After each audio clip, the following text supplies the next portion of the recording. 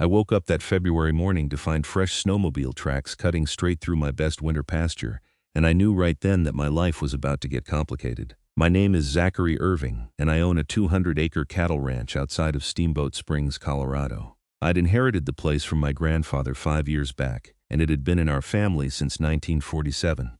The property sat on the edge of a newer development called Mountain Vista Estates, one of those upscale communities where people from Denver bought vacation homes and pretended to be ranchers on the weekends. I'd watched that neighborhood grow over the past decade, creeping closer to my property line like a slow-moving fungus. The tracks I saw that morning weren't just casual joyriders. Someone had cleared a full ski trail, complete with cut branches and marked trees, running diagonally across my northern pasture, and straight down through a section where I planned to rotate my cattle come spring. The trail was maybe 12 feet wide, professionally done with orange markers every 50 yards. I stood there in my work boots, steam rising from my coffee mug, staring at this violation of my property with my jaw clenched so tight my teeth hurt.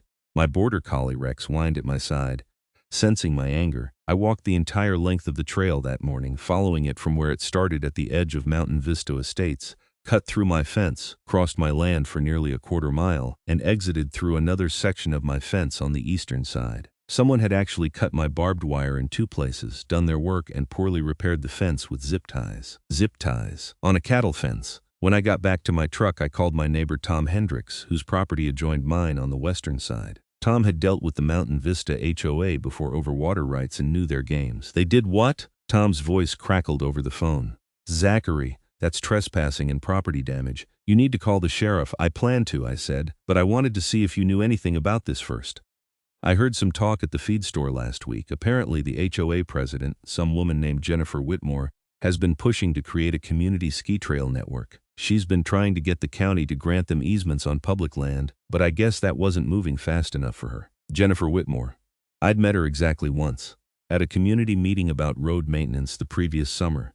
She was a real estate agent from Boulder, mid-40s, with that particular brand of aggressive confidence that came from never being told no. She'd spent the entire meeting talking over everyone else and insisting that her HOA's priorities should supersede the concerns of us, legacy landowners, which was her polite way of saying we were hicks who didn't understand progress. I thanked Tom and called the Rio Blanco County Sheriff's Office. Deputy Martinez said he'd send someone out that afternoon. The deputy who showed up was a young guy named Collins, probably not even 30, but he took the situation seriously.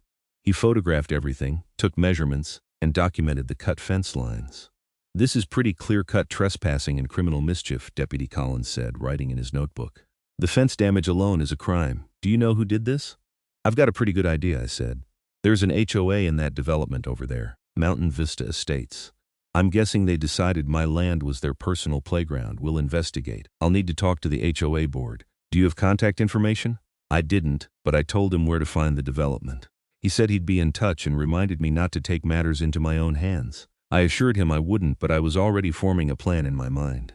That evening I drove into town and stopped by my lawyer's office. Gerald Pritchard had handled my grandfather's estate and had been the family attorney for 30 years. He was in his 60s now, with white hair and a reputation for being absolutely ruthless when someone messed with his clients. "Zachary," Gerald said, gesturing me into his office.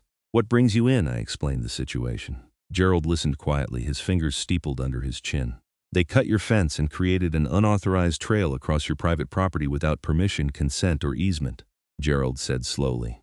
"That's trespassing, property damage, and potentially conversion of your land for their use. This is serious. What can I do?" "First, we document everything: photos, survey records, proof of your property boundaries. Then we send them a formal cease and desist letter demanding they stop using the trail immediately and restore your property to its original condition. If they refuse, we file for an injunction and sue for damages." "How long will that take?" Gerald smiled grimly. "Court processes can take months, sometimes over a year, but the cease and desist should light a fire under them. Most people back down when they realize they're facing real legal consequences. And if they don't, then we bury them in legal fees until they wish they'd never heard your name." I liked the sound of that. We spent the next hour going over details, and Gerald said he'd have the cease and desist letter ready by the end of the week. 2 days later, before Gerald could even send his letter, I got a visit at my ranch. A white Lexus SUV came rolling up my driveway around 10 in the morning, kicking up dust and gravel. I was in my barn repairing a hay feeder when I heard the vehicle. Rex started barking. I walked out to meet whoever it was, wiping my hands on my jeans. A woman climbed out of the Lexus, and I recognized her immediately. Jennifer Whitmore looked exactly as I remembered, tall and thin, wearing designer jeans that had probably never seen actual ranch work and a puffy North Face jacket.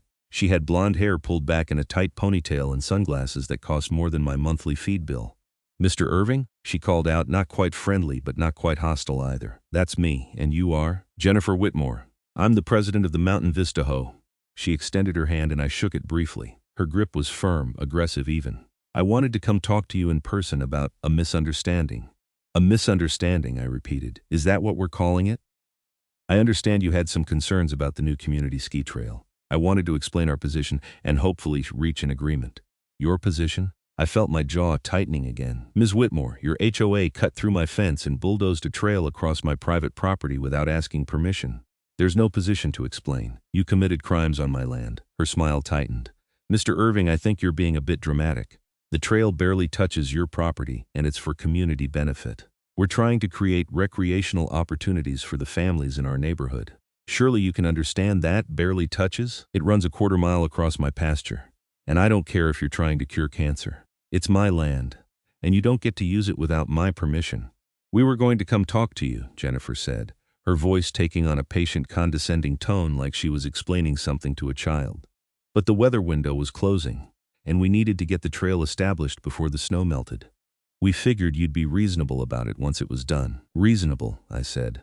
The audacity of this woman was staggering. "You figured you'd ask for forgiveness instead of permission, is that it?" "We're prepared to offer you compensation," Jennifer said, opening her designer purse and pulling out a folder. "We've drawn up a trail easement agreement. We'll pay you $500 annually for the right to maintain and use the trail across your property. That's more than fair for the small section we're using." I took the folder from her and flipped through it without really reading. The agreement was already filled out, just waiting for my signature. $500, I said, "for you to permanently destroy a quarter-mile of my pasture and create liability on my property. The trail doesn't destroy anything. It's just a ski path in winter and a hiking trail the rest of the year. And we maintain it, so there's no burden on you, Ms. Whitmore. I'm not interested in your easement at any price. I want that trail removed, my fence properly repaired, and my land restored to its original condition." Her expression hardened. "Mr. Irving, be reasonable. The trail is already established. Our residents have been using it for 2 weeks now. We've invested considerable resources into creating this amenity. I'm offering you a fair deal here." "2 weeks?" I said. "You've been trespassing on my property for 2 weeks? We've been using a community recreational trail that happens to cross a corner of your property. And I'm trying to make this right by offering you compensation. But if you're going to be difficult about this, I should remind you that Mountain Vista Estates represents over 300 families. We have considerable resources and political connections in this county. It would be in your best interest to cooperate." There it was, the threat. I'd been waiting for it. "Are you threatening me, Ms. Whitmore?" "I'm stating facts, Mr. Irving. We're not going away. This trail benefits the community, and the community supports it. You're one person standing in the way of progress for hundreds of families. Think about how that looks. I think it looks like I'm one property owner protecting my rights against an entitled HOA that thinks rules don't apply to them. Now get off my land." Jennifer's face flushed red. "You're making a mistake. We were willing to do this the easy way. The easy way would have been asking permission before you cut my fence. Now we're doing it the legal way. My attorney will be in touch."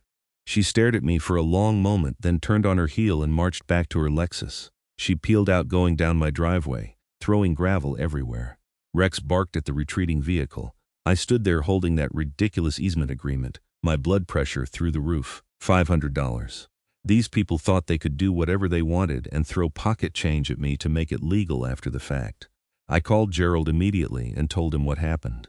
"She came to your property to intimidate you into signing away your rights," Gerald said. "That's actually good for us, shows consciousness of guilt. I'll have that cease and desist letter sent tomorrow morning by certified mail and email. And Zachary, don't sign anything they send you. Trust me, I won't." That evening I walked the trail again with my camera, taking detailed photos of everything. I documented the fence damage, the cleared trees, the orange markers, and the ski tracks from dozens of users. If this was going to turn into a legal battle, I wanted every piece of evidence I could gather. Over the next few days, I started paying attention to the traffic on the trail. From my house I could see the upper section of the trail through my pasture, and I was shocked by how many people were using it.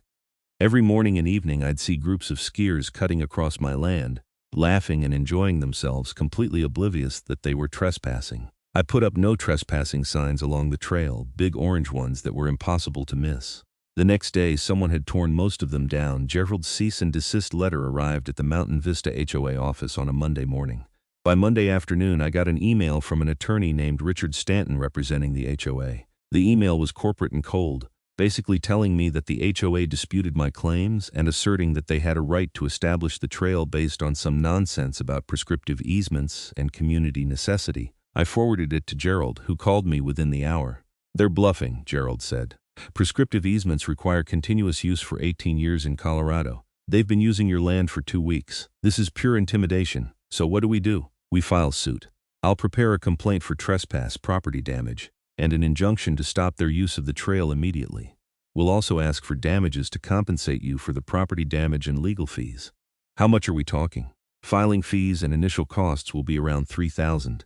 But if we win, which we will, they'll pay our attorney fees." "And Zachary?" "They're banking on you not having the resources or will to fight this. Most people would cave."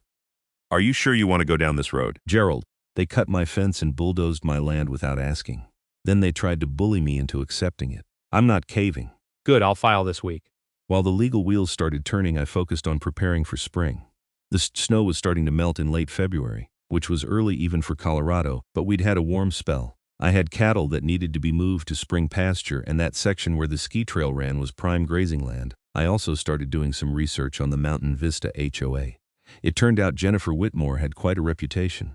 I found articles in the local paper about previous disputes, including one where the HOA had tried to fine a resident $20,000 for painting his house the wrong shade of beige, and another where they'd foreclosed on an elderly couple over unpaid HOA fees that the couple disputed. Jennifer had been president for 3 years and ran the HOA like her personal fiefdom. The Mountain Vista Facebook page was a goldmine. Residents complained constantly about arbitrary rules, aggressive fines, and Jennifer's attitude. But there was also a vocal group of supporters who praised her for maintaining property values and keeping standards high. The ski trail had its own discussion thread, and most people seemed to love it, posting photos and thanking the HOA board for the amazing new amenity. Not one person mentioned that the trail crossed private property without permission. In early March, I got served with a countersuit. The Mountain Vista HOA was suing me for harassment, demanding that I remove my no trespassing signs and cease interfering with their established recreational trail. They were also demanding that I grant them the easement and claiming damages for my unreasonable refusal to cooperate. I couldn't believe what I was reading.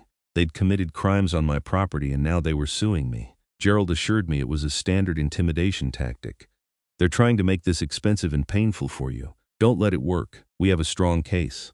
The lawsuit meant I had to hire Gerald for more intensive representation, and the costs started adding up. We were looking at tens of thousands of dollars if this went to trial. I had some savings, but a prolonged legal battle could drain me. But I wasn't backing down.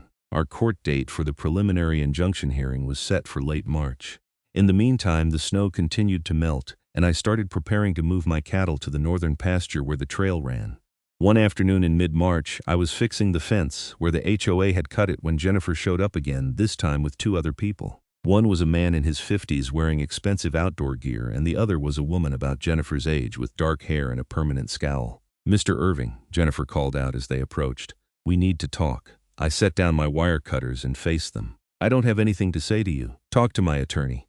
"This is getting out of hand," Jennifer said. "We're being sued by you, you're being sued by us, and meanwhile our residents just want to enjoy the trail. Can't we be adults about this?" "I tried being an adult. I asked you to restore my property. You refused and sued me instead." The man stepped forward. "Mr. Irving, I'm Dave Patterson, Vice President of the HOA Board. I think there's been a failure of communication here. We're a community organization trying to provide recreational opportunities. We're not your enemy. You cut through my fence and created a trail across my land without permission. That makes you trespassers and criminals, not my enemies." "There's a difference," the other woman spoke up. "You're being incredibly selfish. Do you know how many children enjoy that trail? You're taking away something that brings joy to hundreds of people just because you're stubborn." "And you are?" "Karen Hutchinson. I'm on the HOA board, and I think you're being unreasonable." Of course her name was Karen. It was almost too perfect. "Ms. Hutchinson, I don't care how many people enjoy trespassing on my property. It's mine. You don't get to use it just because you want to." "The trail doesn't hurt anything," Karen said, her voice rising. "You're not even using that section of land. It's just sitting there. I'm a rancher. That's pasture. I use every inch of my property. For what, cows? Karen said the word like it was disgusting. We're talking about families and children and community. That's more important than your cows. I felt my temper flare. Get off my property, all of you, right now. We have a right to use this trail, Karen said. We've established it and the community has adopted it. You can't just take it away. Watch me now leave before I call the sheriff for trespassing. Jennifer put a hand on Karen's arm. Let's go. Mr. Irving clearly isn't interested in being reasonable. They left and I went back to fixing my fence, but my hands were shaking with anger. The entitlement of these people was beyond anything I'd ever encountered. That night, I got an email from the HOA's attorney demanding I attend mediation before the court date. Gerald advised me to agree. It looks good to the judge, he said. Shows you're willing to try to resolve this reasonably. But don't agree to anything without me there. The mediation was scheduled for a week later at a conference room in Steamboat Springs. I showed up with Gerald, and we were met by Jennifer, Dave Patterson, Karen Hutchinson, and their attorney Richard Stanton. The mediator was a retired judge named Helen Cruz, a woman in her 70s with gray hair and sharp eyes. She'd been briefed on the case and got straight to the point. Let's be clear about the facts, Judge Cruz said. The Mountain Vista HOA created a trail across Mr. Irving's property without permission, without an easement, and without legal authority. Is that correct? Richard Stanton shifted in his seat. Your Honor, we believe there were extenuating circumstances. That's not what I asked. Did you have permission to use Mr. Irving's land? No, but we intended to secure permission after the fact. After the fact, Judge Cruz repeated. So you knowingly trespassed. We believed Mr. Irving would be reasonable once he saw the benefit to the community, but he wasn't, so now you're suing him for not letting you keep trespassing. Do I have that right? Jennifer leaned forward. Your Honor, with all respect, this isn't just about trespassing. We've created a valuable community amenity. Our residents have been using it for weeks. We've invested time and resources. Mr. Irving is being compensated for an easement. He's simply being difficult. Ems Whitmore. You can't create value on someone else's property and then demand they accept it. That's not how property rights work. But it's just a trail, Karen interjected. It's not like we're building houses or doing anything permanent. Judge Cruz turned to me. Mr. Irving, what is it you want out of this mediation? I want them to stop using my land immediately. I want the trail removed and my property restored. I want my fence properly repaired and compensation for the damage and my legal fees. And if they do that, will you drop your lawsuit? Yes. Judge Cruz looked at the HOA board. That seems straightforward. What's the problem? The problem is we've already established the trail. Jennifer said our residents love it. Taking it away now would cause enormous backlash. We're offering to pay him for an easement. That's fair. It's not about fairness, Gerald said. It's about property rights. Mr. Irving owns that land. He gets to decide how it's used, not your HOA. We went back and forth for 2 hours. The HOA kept insisting that the community benefit outweighed my property rights. They offered more money, first $1,000 annually, then $1,500. They promised to maintain the trail and indemnify me against liability. I refused everything. Finally, Judge Cruz called an end to the mediation. This is clearly not going to be resolved here. I'll note in my report that Mr. Irving was willing to settle reasonably, but that the HOA refused to stop using his property without permission. The judge in your case will find that interesting. The HOA board left angry, and Jennifer shot me a look that could have melted steel. In the car afterward, Gerald was pleased. That went well. We look reasonable, they look entitled and stubborn. Judge Cruz will report that to the trial judge, and it'll help our case. How long until the injunction hearing? 2 weeks. Those 2 weeks passed slowly. The weather continued to warm, and the snow in my pastures melted rapidly. The ski trail turned to mud, but I still saw people using it, now on foot instead of skis. They walked their dogs, went jogging, and treated my land like a public park. Every day I got angrier. I was checking my cattle one morning in early April when I noticed something that made my blood run cold. Several of my cows were near the trail, and one of them had a laceration on her leg from what looked like broken glass. I found beer bottles smashed along the trail, obviously left by trespassers. I took photos of everything and sent them to Gerald immediately. This was evidence of the damages I was suffering. The injunction hearing finally arrived. We walked into the Rio Blanco County Courthouse on a Monday morning. The judge assigned to our case was the Honorable Marcus Freeman, a man in his mid-50s with a reputation for being no-nonsense. Our case was called, and both legal teams presented their arguments. Gerald laid out the facts clearly. The HOA had trespassed, created an unauthorized trail, and refused to stop using my property despite multiple demands. He presented photos, property records, and documentation of everything. Richard Stanton argued that the trail served a community purpose, that removing it would cause hardship to hundreds of families, and that I was being unreasonable in refusing compensation. Judge Freeman listened patiently, then asked a simple question. Counselor, does your client have a legal easement or any other authority to use Mr. Irving's property? No, Your Honor, but we believe the equitable considerations favor allowing the trail to remain while we negotiate a permanent solution. Equitable considerations, Judge Freeman repeated, like respecting property rights. Your client knowingly trespassed on Mr. Irving's land and now wants the court to reward that behavior by forcing him to allow continued trespass. Is that your position, Your Honor? The community benefit outweighs the minimal impact on Mr. Irving's property. That's not for you or your client to decide. Mr. Irving owns that property. He alone decides how it's used. Judge Freeman granted our injunction immediately. The HOA was ordered to cease all use of the trail across my property immediately, to remove all markers and signs, and to repair my fence properly. They had 30 days to restore my property to its original condition or face contempt charges. I walked out of that courthouse feeling like I'd just won the lottery, but Jennifer Whitmore wasn't done. 2 days after the injunction was granted, I discovered that someone had vandalized my property. My no trespassing signs had been spray painted with obscenities. My mailbox had been smashed, and someone had dumped trash all along the trail. I called Deputy Collins, and he came out to document everything. This looks personal, the deputy said, photographing the damage. Any idea who might have done this?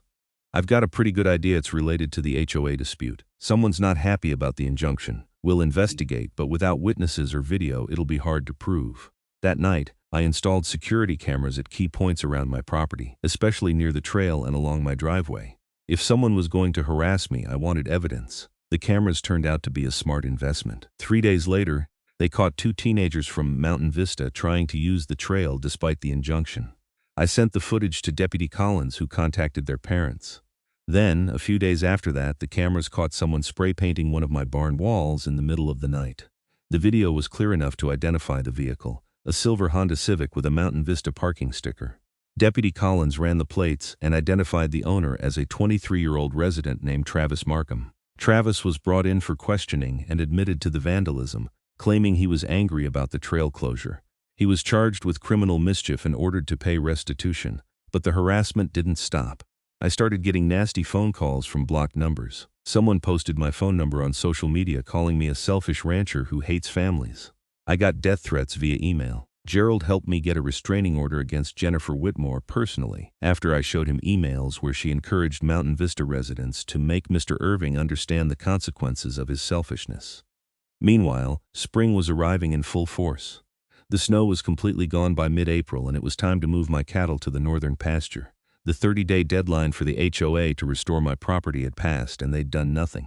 Gerald filed a contempt motion. I decided to take matters into my own hands within the bounds of the law. The ski trail was now just a muddy path through my pasture, marked with those orange stakes and cleared of natural vegetation. It was an eyesore and a continuing trespass. Judge Freeman's injunction gave me the right to restore my property to its original condition. I owned a John Deere tractor with a plow attachment.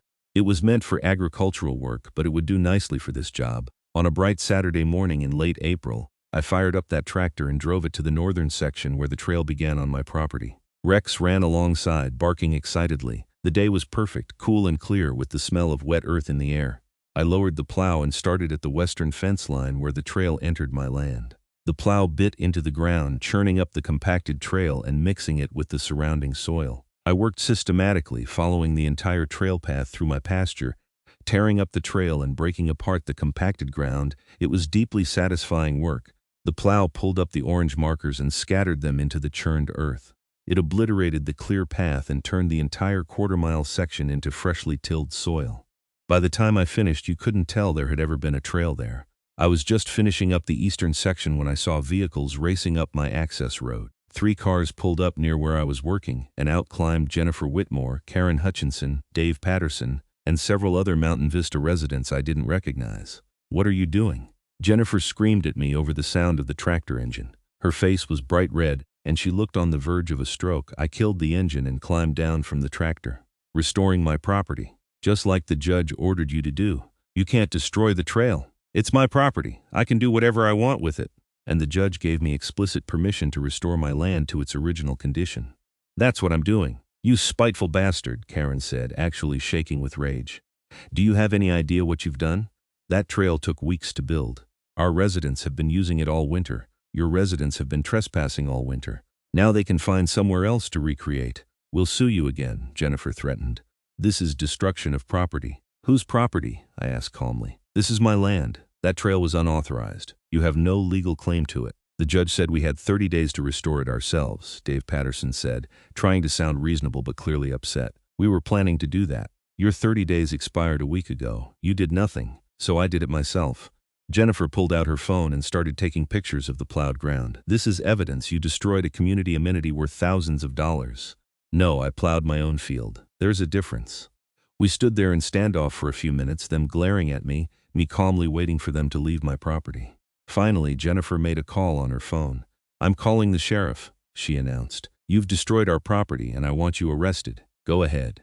Deputy Collins showed up 20 minutes later. By this time, Jennifer and her crew had been documenting everything with their phones, taking videos of the plowed ground and yelling at me about how I'd destroyed their trail. What's going on here? Deputy Collins asked, looking tired already. This man destroyed our ski trail, Jennifer said immediately. We invested thousands of dollars and hundreds of volunteer hours creating that trail, and he just plowed it under out of spite. Deputy, I plowed my own field as authorized by Judge Freeman's injunction, I said calmly. The injunction specifically gave me the right to restore my property after the HOA failed to do so within the 30-day deadline.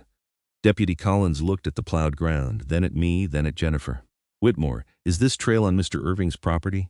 Yes, but we were negotiating for an easement. Were you authorized by a court or Mr. Irving to create this trail? Jennifer's mouth opened and closed. We were working on that. So no.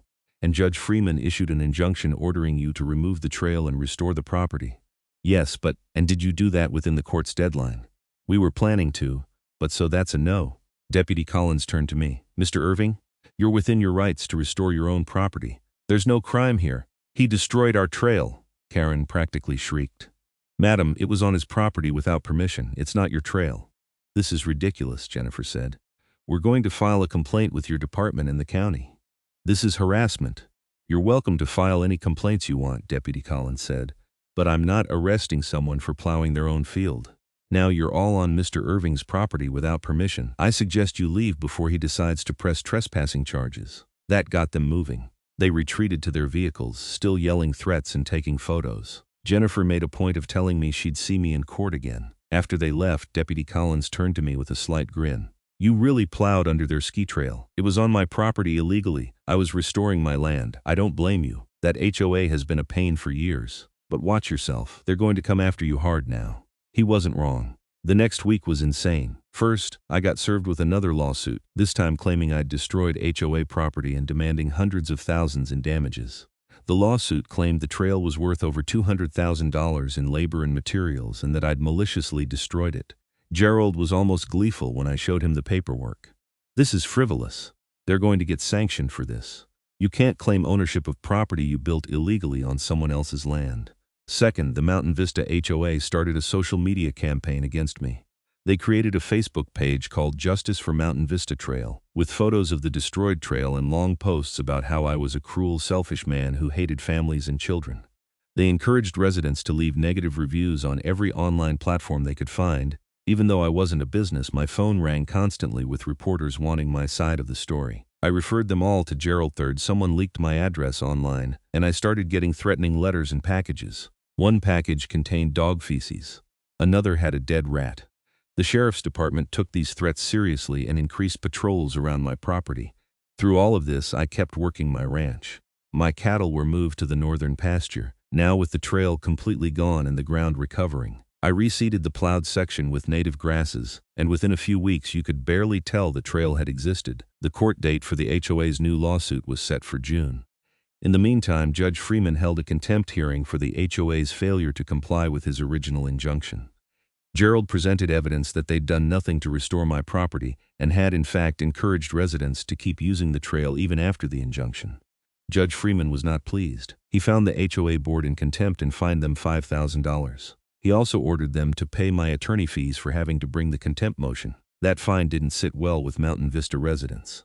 The HOA had to levy a special assessment, charging each homeowner an extra $50 to cover the fine and legal fees. This caused a rebellion within the community. I started seeing social media posts from Mountain Vista residents who were angry at their own HOA board. They questioned why the board had created the trail without securing permission first. They demanded to know why the board was spending their money on frivolous lawsuits instead of just apologizing and moving on. A faction within Mountain Vista actually reached out to me to apologize. One resident, a woman named Sandra Mills, sent me a heartfelt email explaining that many people in the community had no idea the trail crossed private property without permission. She said the board had told everyone they had permission, and that I was just being difficult after the fact. I appreciated the apology, but the damage was done. In May, the Mountain Vista HOA held a special election after enough residents signed a petition demanding the board's removal. Jennifer Whitmore, Karen Hutchinson, and Dave Patterson were all voted out and replaced with new board members, who immediately sent me an official apology letter and dropped all lawsuits. The new board president, a retired engineer named Robert Chen, called me personally. "Mr. Irving, I want to apologize on behalf of our community," Robert said.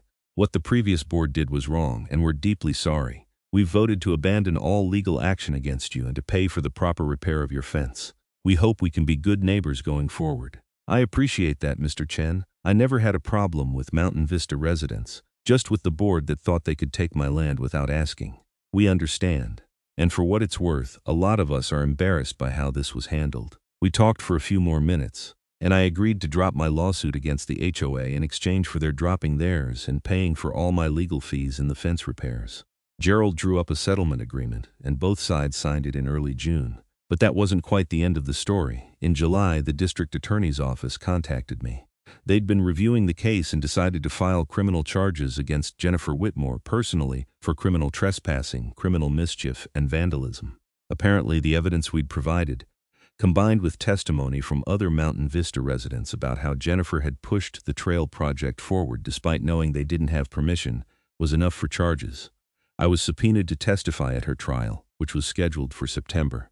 The trial was held in the Rio Blanco County Courthouse, and the courtroom was packed. Apparently, Jennifer had become something of a local celebrity, not in a good way.